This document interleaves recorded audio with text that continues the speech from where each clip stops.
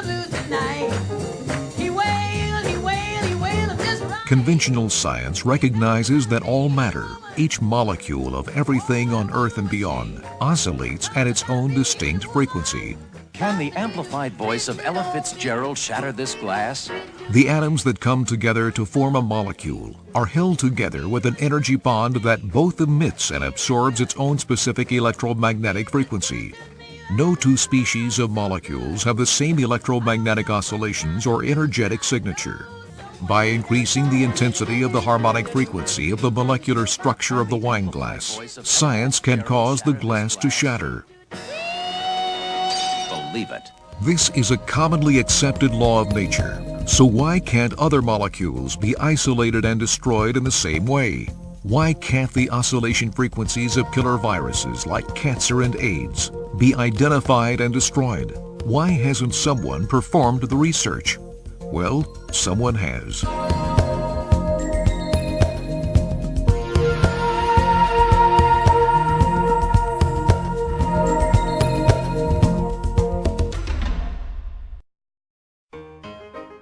Royal Raymond Rife was a brilliant scientist who was born in 1888 and died in 1971. His studies at Johns Hopkins University led to his development of the technologies that are still commonly used today in the fields of optics, electronics, radiochemistry, biochemistry, ballistics, and aviation. He received 14 major awards and honors, including an honorary doctorate from the University of Heidelberg. During the 30 years that Rife spent designing and building medical instruments, he worked for Zeiss Optics, the U.S. government, and several private benefactors. Because Rife was self-educated in so many different fields, he intuitively looked for his answers in areas beyond the rigid scientific structure of his day. He had mastered so many different disciplines that he literally had at his intellectual disposal the skills and knowledge of an entire team of scientists and technicians from a number of different scientific fields. So whenever new technology was needed to perform a new task, Rife simply invented and then built it himself. In 1920, Rife began investigating the possibilities of treating disease with electricity.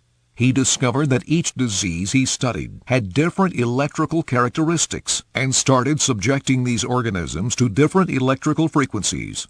His first virus microscope complete, Rife performed tens of thousands of lab tests in an effort to isolate the microorganism that caused tuberculosis.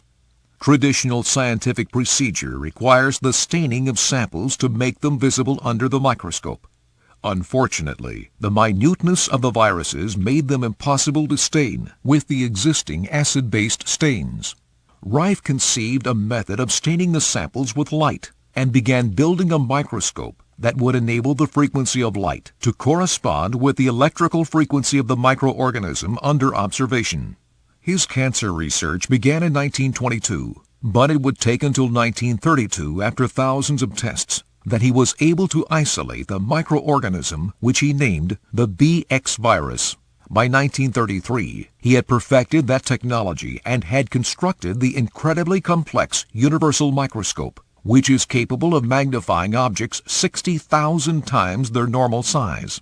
With this incredible microscope, Rife became the first human being to actually see a live virus. Until quite recently, the universal microscope was the only microscope able to view a live virus. Rife painstakingly identified the individual spectroscopic signature of each microbe. Colleagues of Rife reported his incredible patience, sitting at the microscope many times for over 24 hours straight without a break. Once he discovered the oscillation rate of a particular organism, Rife concentrated on refining his method of destroying it. He used the same principle to kill the virus as he had used to make the organism visible: light frequency resonance. By increasing the intensity of a frequency that resonated naturally within these microbes, Rife increased their natural oscillations until they distorted and disintegrated from structural stresses without harming the surrounding tissue. Rife called this frequency the mortal oscillatory rate, or MOR. Half a century later, doctors began using a like technology known as lithotripsy, where kidney stones are destroyed with high-energy shock waves.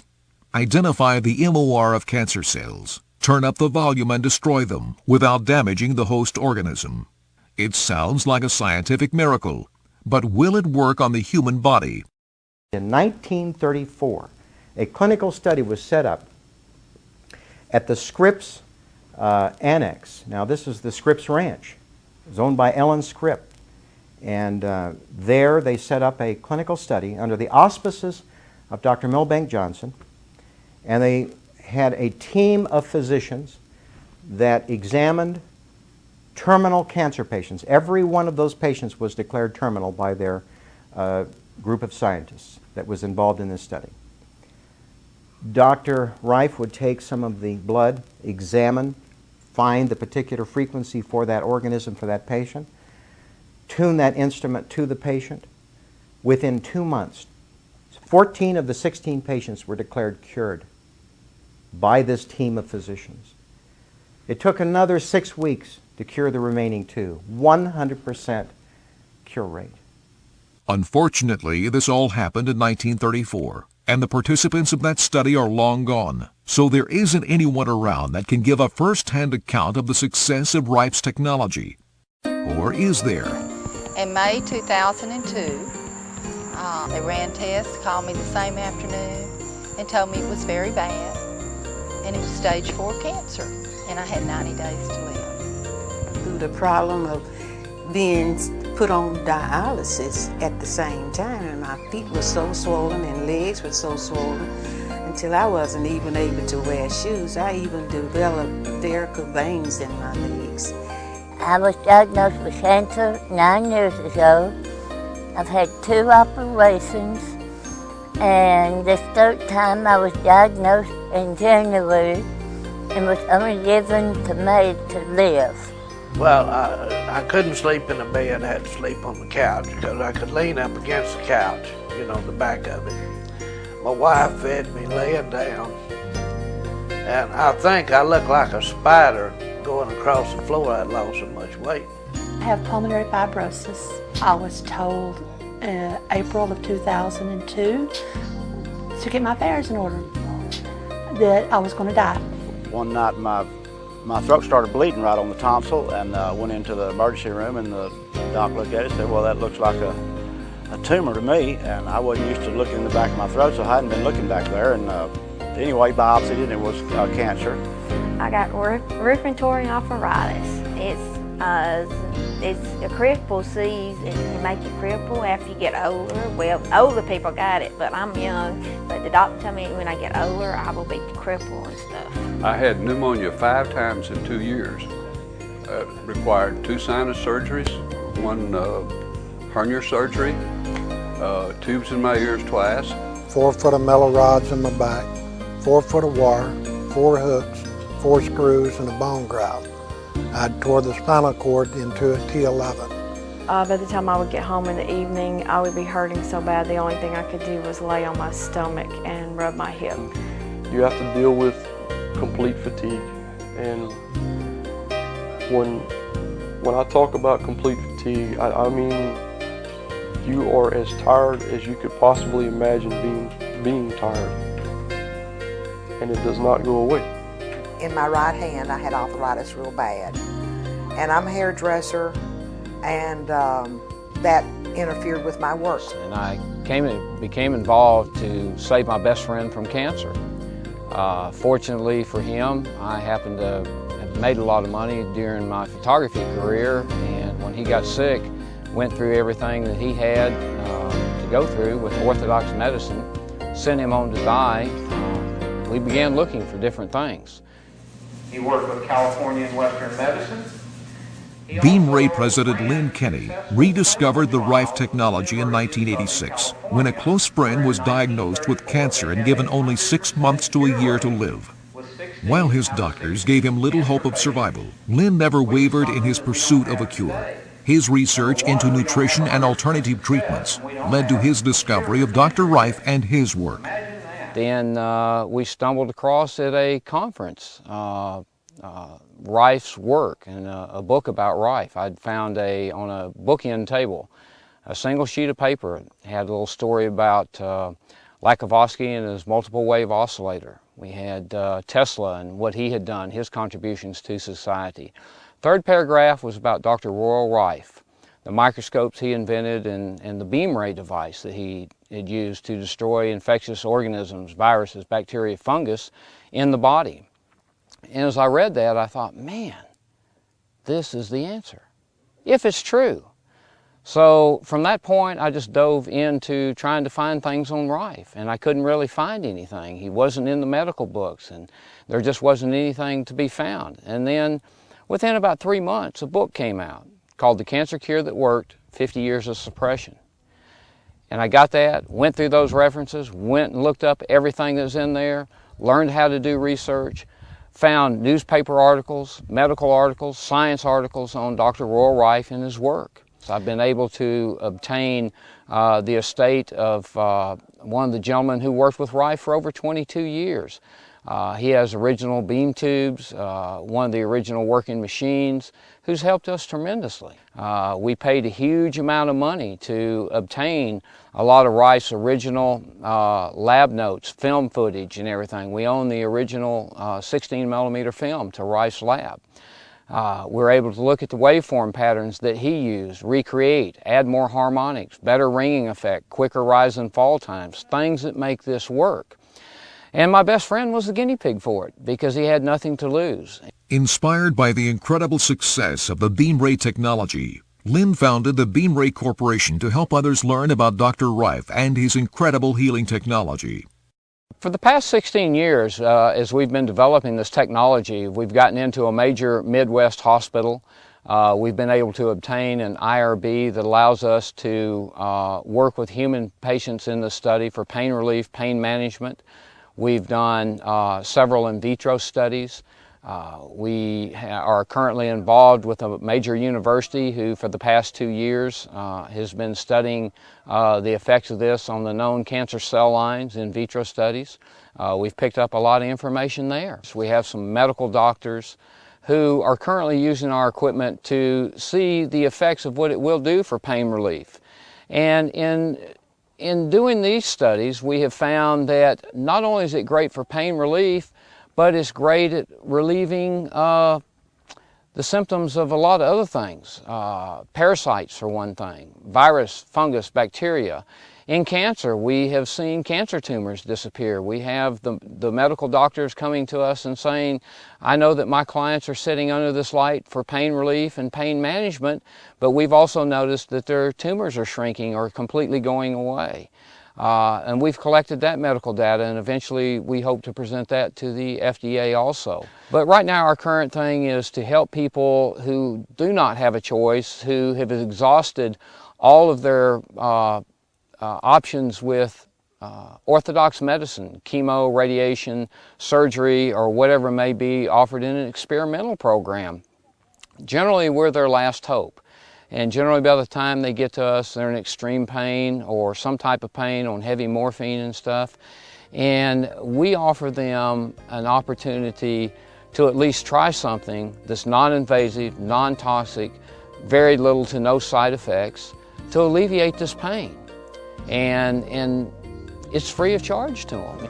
The way that I heard about the light, the Counseling on Aging was bringing me from Lake Charles for a visit. And I had just gone to a community concern meeting, and she asked, did we hear about the light? And I thought maybe we were getting a new light here in town, you know, and she said, no, the light at Kathy's house. When I started coming here, my feet was swelling. And I knew from my feet swelling, it either had to be my heart or the kidney.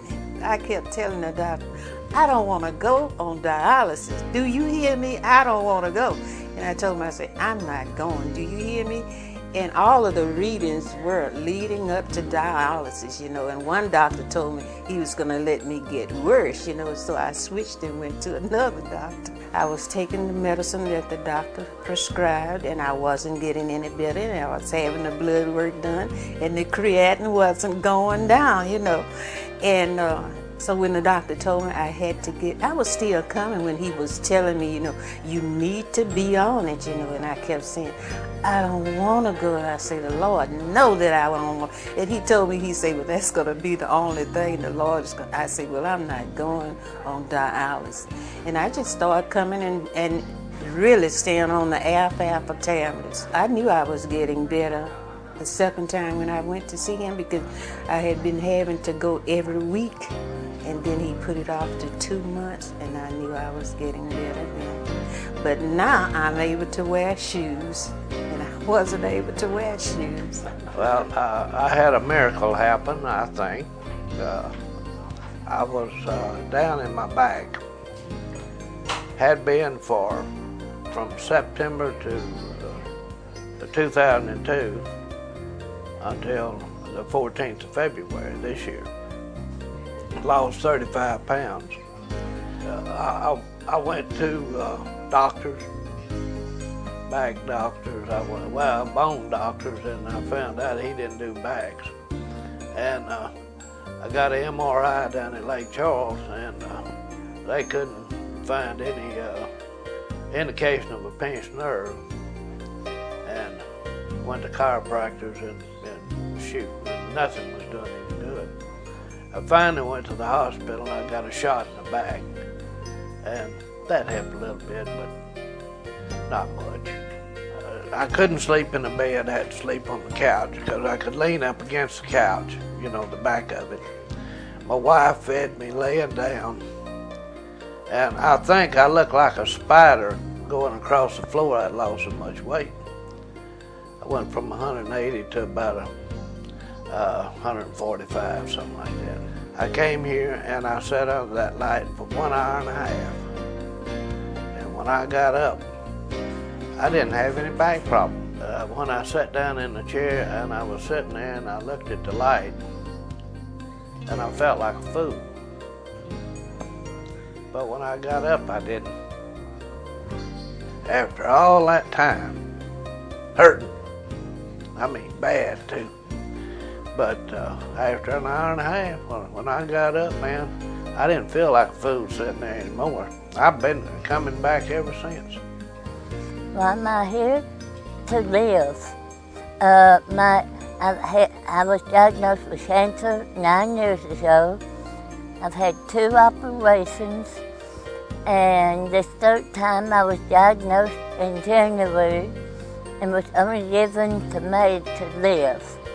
I had had 72 treatments of radiation, and I have part of my tongue is part of my leg, and I have no salivary glands.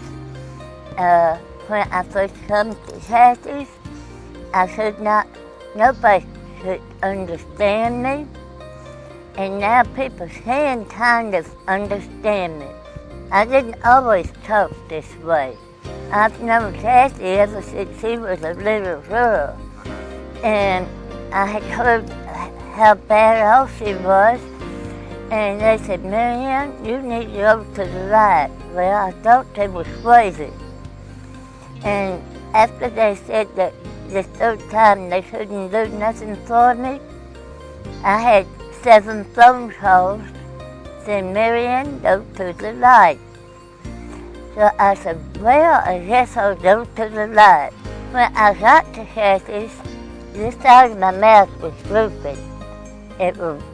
And I couldn't turn my head, and I can turn my head now. And all this part of my face here was numb, and it's not numb no more. And I'm doing much better. I don't take hardly any medication anymore.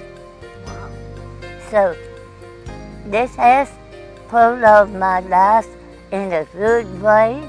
I can talk to my children and pick on everybody. Yeah. Had severe pain in my left hip for 3.5 years. Yeah, about 3.5 years when I started coming. I had been to neurologist, neurosurgeon, orthopedic surgeon. I have had months and months of physical therapy, had taken tons of pain pills, had selective nerve blocks. By the time I would get home in the evening, I would be hurting so bad the only thing I could do was lay on my stomach and rub my hip. I would rub my hip until I literally had a bruise the size of a grapefruit on my cheek of my butt. And so I heard about this light and that it would help. Within 2 days of coming here, I had no more hip pain. I was ecstatic. I just could not believe that I had no more hip pain. I also got rid of the large liver spots I had that covered both my cheeks, had these big brown spots. They have basically gone away. All of this was covered with like little moles, skin tag, wart things. They all fell off. Yeah, my skin got softer. My wrinkles are better. I have a big scar on my calf that I've had since I was 18, and it has almost gone away. I had surgery on my left leg, which entailed I had about 100 incisions, and all of those scars are gone. My husband, if I don't come, he tells me, you have to go back to the light. So I do, because he knows if I stay away, then I hurt. And if I come here, I don't hurt. Don't hurt. One night my throat started bleeding right on the tonsil, and went into the emergency room, and the doc looked at it and said, well, that looks like a tumor to me, and I wasn't used to looking in the back of my throat, so I hadn't been looking back there. And anyway, biopsied it, and it was cancer. They ran me through their treatment, the whole process of working you up. Okay, well, Mr. Smith, yeah, you've got this tumor on your tonsil here, and we're going to give you radiation. And first they have to pull teeth if they shoot radiation. Anything that's been in the radiated field, unfortunately, will never heal properly because the capillaries are burned from radiation. But then they set you in a room and say, well, after radiation, you're going to have extreme dry mouth like for the rest of your life. It pretty well kills your saliva glands. And you can't eat. A lot of people have to have a feeding tube put in when they've had their throat radiated. It's a horrible, barbaric process. Super bad burn, that actually never really heals down to the cellular level. And I knew I didn't want to do that, so we said, okay. And left. And so glad we left. Forrest Hawkins came up to me and said, well, I hear you got a problem in your throat. And I told him, yeah, I got cancer. And he said, well, I can't tell you anything right now, but I'm going next weekend to a seminar about this new kind of treatment. And I said, what is it, And I named off several different things, hyperbarics or what is it? And he said, well, I can tell you this, it uses radio frequency. I said, well, that sounds good, I know that's really powerful stuff. So I'm doing great. I'm doing great. That's been almost a year ago, and I'm doing great, man. I was told in April of 2002 to get my affairs in order, that I was going to die. He just didn't know when. I have pulmonary fibrosis. In addition to that, I have a disease called neurofibromatosis. It's a genetic disorder. All my life I've done nothing but get worse and worse. These tumors, there's no cure except maybe surgery. In November, I was in bed and I rolled over in bed and was in excruciating pain all of a sudden, and called the ambulance and had to have nitrolingual on the way because my blood pressure was so high. I had to have an MRI and also an angiogram. A plexiform tumor had formed on 3 of my ribs and broke my ribs, and I was in pain. And I was taking pain medication, and the pain medication wasn't working. When I was told to get my affairs in order, then we were looking at trying to see about a lung transplant, and I waffled back and forth trying to decide what to do. And finally I decided I wanted to live, so I went to New Orleans to see about a lung transplant, but of course I was turned down. But when we had the lung function test, after he got through telling me this, we did a lung function test. I had a 33% jump on one of my tests and a 15% on another. Now, I've been on steroids for 3 years, and I've never had this kind of jump. You know, again, like I'm saying, in October I was looking at lung surgery, or lung transplant, should I say. And so I've been nothing but getting better. A lot of people can see that my skin is getting smoother and stuff, and so it's, you know, but when you have 10,000 tumors, it's kind of hard to see for yourself. But I know that I'm breathing better. Instead of 4 liters of oxygen, I'm on 3 liters now. And at night, I can sleep with 2.5 instead of 3 liters. And so that's, you know, my breathing's better. Well, in '97, I was a police officer working for the Vernon Parish Sheriff's Department. And I was chasing a subject with a K9 dog. And I fell, and momentarily I was paralyzed after the fall from the waist down. And then I initially went on to the hospital where they done tests and more tests and more tests. I wound up in New Orleans, and they done a surgery to my spine where they put 4 foot of metal rods in my back, 4 foot of wire, 4 hooks, 4 screws, and a bone grout. I tore the spinal cord into a T11. And the pain was so bad when I come to that it was bad. You know, I just couldn't hardly stand it. So I hurt with probably a year and a half later, and I wound up in Houston, Texas in the hospital. And they done more tests on me where they'd found all the rods had come loose, the screws had come loose, infection had set up. So I was forced to go through another surgery. After that surgery, the pain was still there. And more pain tablets, pills, that's all I lived on. I didn't have a life. I just sat. I thought about suicide several times, which I thank God Almighty that I didn't do it. So my mother-in-law knew Kathy with a beam ray light, and she kept insisting on me coming to DeRitter to sit on the beam ray light. I told her, I said, there's no way a light can help me. I said, if it could, I turned on a light switch. I said, if that light could help me, this would help me. So I finally gave in to her, and I came to Kathy's. The house was full of people, and I was sitting there, and I sat as far away as I could, because I didn't think nothing would work.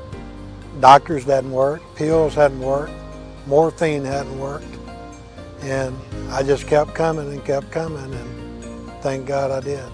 I didn't see nothing until the 7th trip I came, and then when I woke up the next morning out of the recliner where I slept, I didn't have no pain, and I just kept coming.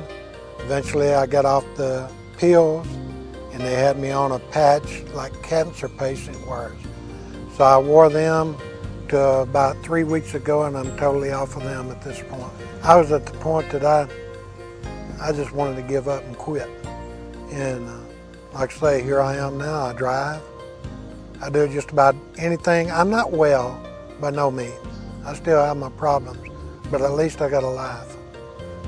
October of 2000, I was diagnosed with late-stage Lyme disease.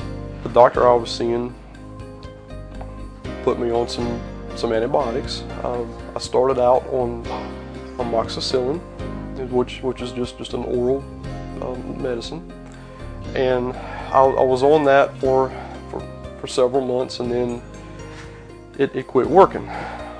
So I had to go as far as to start daily IV treatments, and that's how I've been treating my illness now for about 8 months. When it first attacks you, you have to deal with complete fatigue, and when I talk about complete fatigue, I mean you are as tired as you could possibly imagine being tired, and it does not go away. No amount of sleep helps. In fact, it does not allow you to sleep at times. After it gives you the fatigue, you go on to have to deal with a bunch of joint pain. It attacks your joints and it gives you what is called Lyme arthritis. It's essentially the same as rheumatoid arthritis, or very similar. It hurts just as bad. After it attacks the joints, it goes on to attack and eat away at the nervous system of the body and winds up killing the nerves, which gives you neuropathy. At that point, it works its way towards the spine, works its way up the spine, and it enters the brain. At the point that it enters the brain, you're at stage 3. If it is not caught in the brain,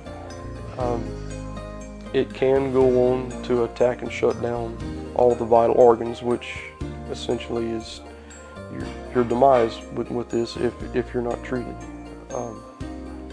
They caught some very close friends of the family bought one of the beam ray lights for an illness of their own, and thought about me and thought that the light might help me with my illness.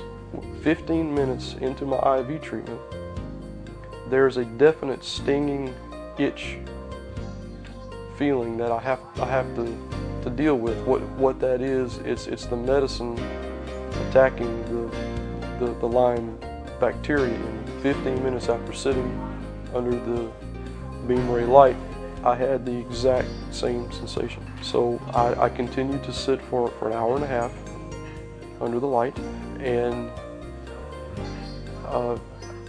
after the treatment was over, I stood up out of the chair that I had been sitting in, and for the first time in 2.5 years, I walked away pain-free. Pain-free. Since I've been taking the light treatments, a lot of the numbness in my hands and in my feet and in other parts of the body are coming back already.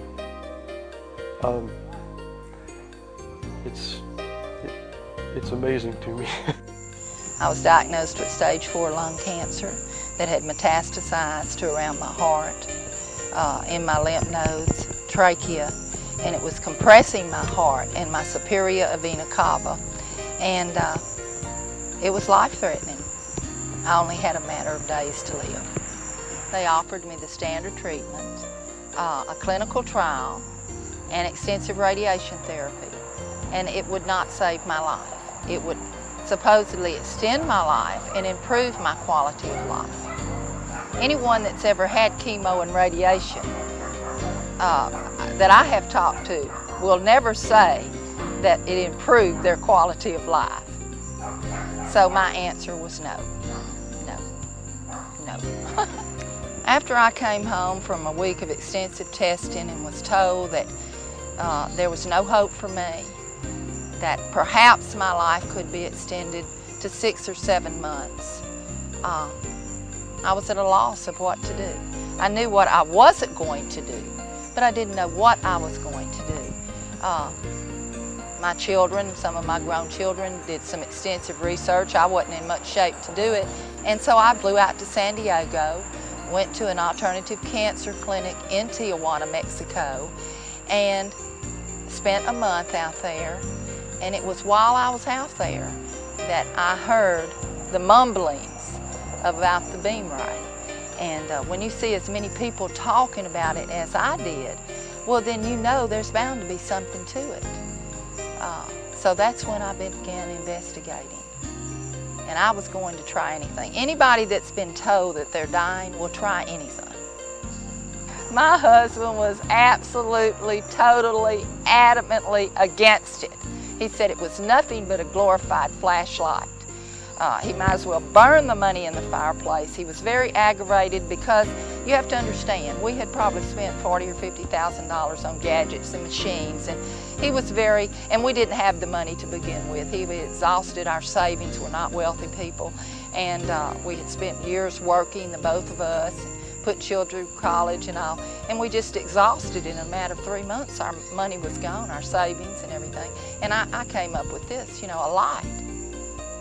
He said, it's not going to work, but I tried everything. I was even going to sell my jewelry and what little we had left to buy one. And finally, I couldn't gather up enough money, Wayne. And so what I did was, I was upset. It wasn't faking. I told him he didn't love me. Because when you're dying, I said, if it was you or one of the children, I would rob a bank, you know, to get what you thought helped you. And in my mind, it was helping me. And I had no doubt it was helping me, but he was skeptical about it. He thought it was the nutritionals and much of what I did in Mexico, which did get me back on my feet. But the beam ray was the icing on the cake. It was just the icing on the cake. I just can't say enough about it. I was sitting in this chair with this light blinking over to about 2.5 feet over my head and thinking, woman, you must be nuts. You're dying. The doctors say you're literally a few weeks away from death, and you're sitting in a chair with a light blinking over your head. It's very funny, but the more I did it, the better I felt. And I think that's a good indication as to how you're progressing, because if you feel wonderful and you have no pain and you have energy and you're sleeping well and your appetite increases and you're just a normal person, well, something's happening. This happened in May when I found out, and I just was going downhill and getting thin, and just people were praying, and all of a sudden I come back in October and I'm running around, you know, wonderful, feeling great, and at the grocery store and driving, and people say, Candy, my Lord, what did you do, you know? And I tell them a little something, and they were flabbergasted. And it wasn't long before the phone went to ringing. I have a friend, or I have, do you think it'll help? Try it. I know what it did for me, try it. And of course, when you've been blessed like I'm blessed, and my family has been blessed, how can you tell another person no? So what started out as 2 people was soon 4, and from 4 to 8, and from last October through now, we probably have 100 or 200 people a day that visit our home.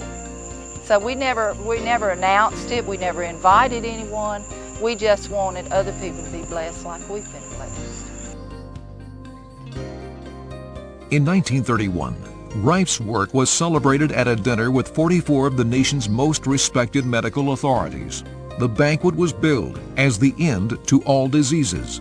His work was also the subject of studies performed by the Mayo Clinic, the University of Southern California, the Smithsonian Institute, the Christian Science Monitor, and dozens of newspapers and magazine articles. His tireless dedication to the eradication of disease has led to the end of pain and suffering to thousands of people who credit his work for saving their lives. But the question remains, could Rife's miraculous technology really have been lost to the medical community for these long years? And much more importantly, what will Rife's beam ray do for you? Tell them, shoot, try it. It don't hurt you, just try it, and it'll work. Why would it hurt you to go see it and try it? Because if I wasn't with this light, I would be dead now, because it only gave me to live. Most people are going to find a benefit out of this. If you follow the program and do everything that you're supposed to do, you know, you're going to get better. Then the first thing popped in my mind, Jesus is the light of the world, you know, and I said, I'm going. I would tell them to just explore the beam ray for sure. It's not going to cost anything to find out about it, and it's a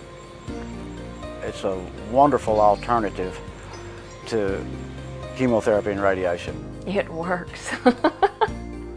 It works. It has given me my life back.